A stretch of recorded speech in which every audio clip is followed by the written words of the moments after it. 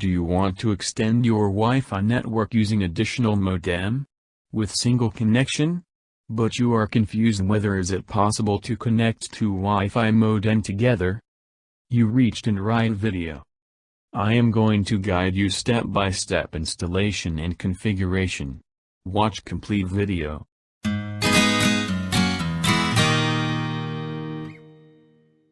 First of all, we need to understand that what features or services does a traditional Wi-Fi modem provide.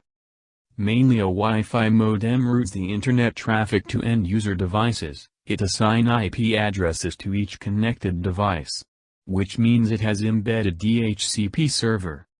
Now when we attempt to connect additional wireless modem using the UTP cable, it stops working. Why? Just recall the definition of DHCP server. It assigns IP addresses to every connected device, so both of the modems will attempt to assign IP address to each other, which is against the protocols of communication. So, what is the solution? A switch instead of modem? Yes, you can have one. Even though you can extend your LAN connection without any further configurations because a switch does not have any DHCP. Switch is a device which only forward incoming traffic. But this extended network will be limited to wired connections and not wireless. So come back to first option. We need to change a bit of configuration in modem setting. Initially you will be unable to access that modem wirelessly. So you have to connect your laptop or PC via UTP Ethernet cable.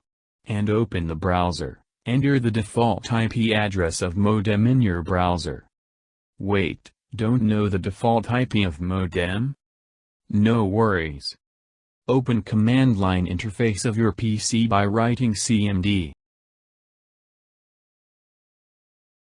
Enter the command ipconfig, it will return the IP configuration of your PC. Note down the gateway address. This gateway address will be the default IP address of modem.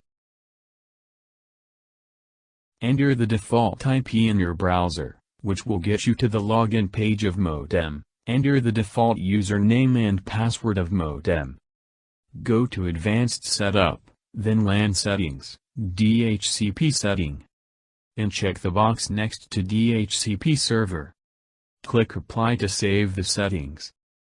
Now the modem has its DHCP disabled, and acting as a forwarding device only, more likely a switch. It receives the IP addresses from primary modem, and forward to end-user devices.